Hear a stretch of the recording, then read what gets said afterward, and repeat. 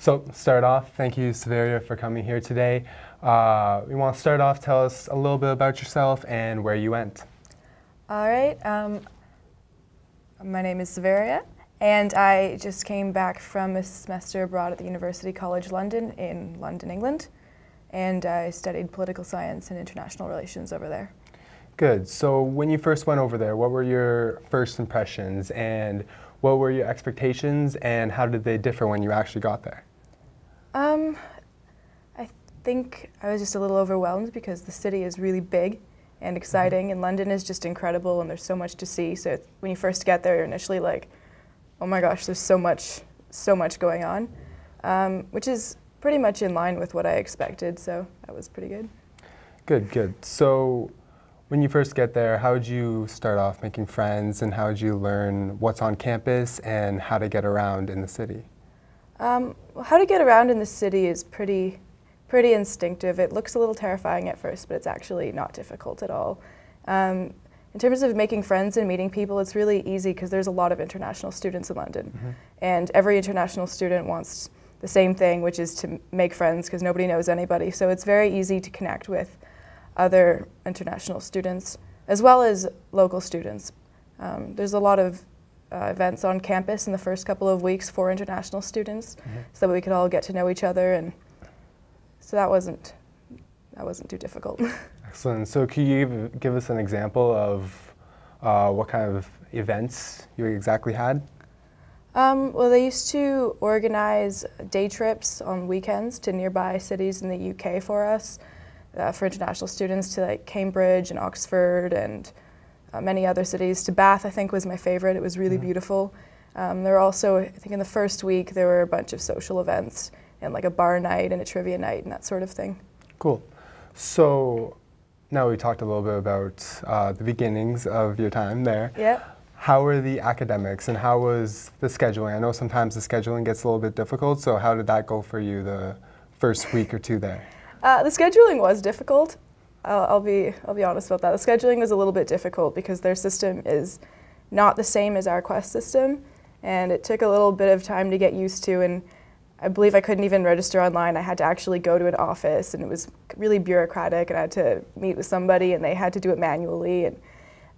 But it all got done, though. It wasn't a big deal. So what kind of classes did you take there? I took political science classes, and I took one class about the history of, it was a history class on Italy, but otherwise they were all political science classes. Okay, so how were the professors there, and how did the learning styles they expected from you, and the textbooks, were they helpful, or was it online textbooks, or did they hand out papers? I didn't have textbooks. No textbooks. I had one class where there was a recommended book, which I just got on Amazon, but I didn't have textbooks. The actual lectures themselves were, I'd say the content of the classes was very similar to here, but the grading system is very different, and the types of assignments I did were very different.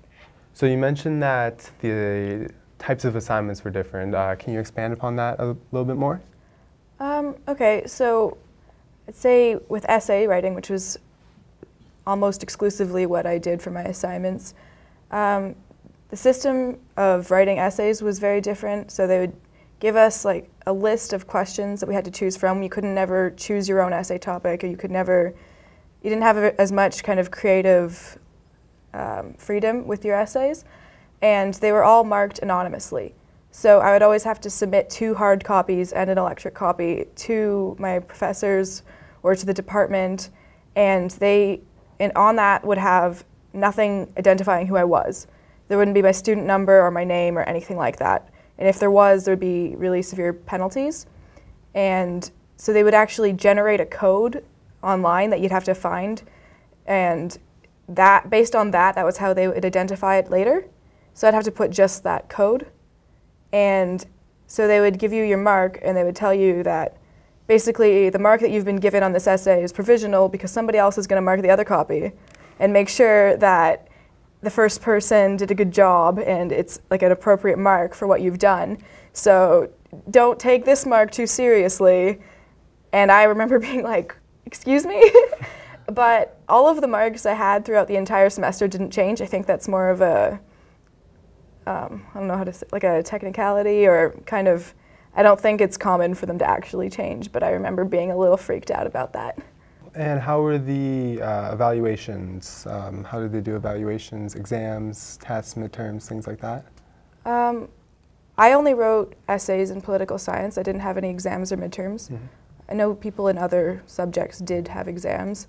I'd say one of the biggest differences was every assignment was worth a lot more. Like in Waterloo, usually an essay will be worth like 20 or 30%, but over there it was 50, 60, 100% of my mark. So Wow. it was a lot more writing and a lot more research and less test writing. Okay. Where did you live, and how was your living conditions compared to what we had here at Waterloo? I lived in a student housing, like a residence operated through the university.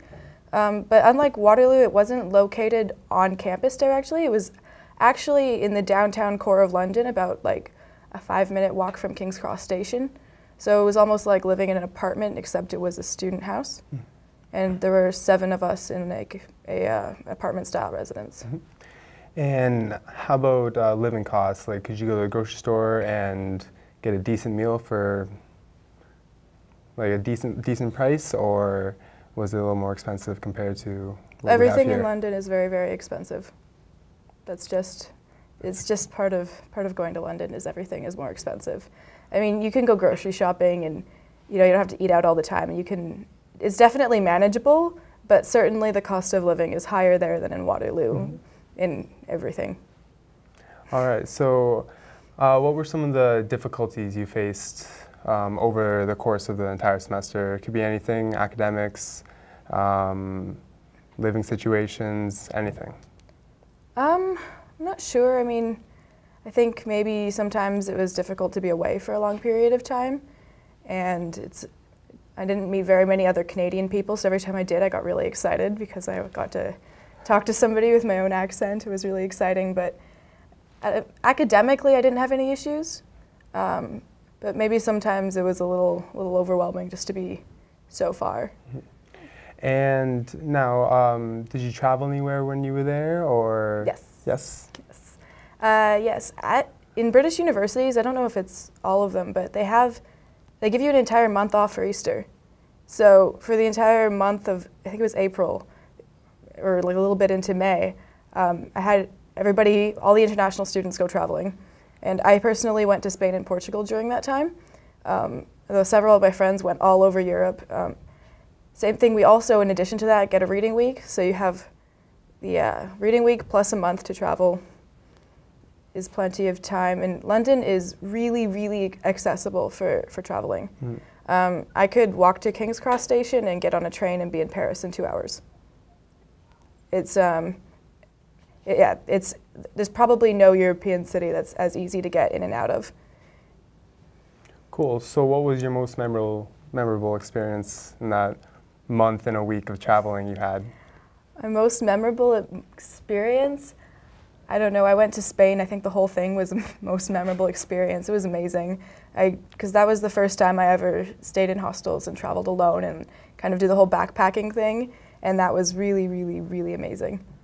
Awesome. So if you could give one piece of advice to someone traveling, what would you tell them based on your experience? For someone traveling, I would say, don't worry, it's not nearly as hard as it looks.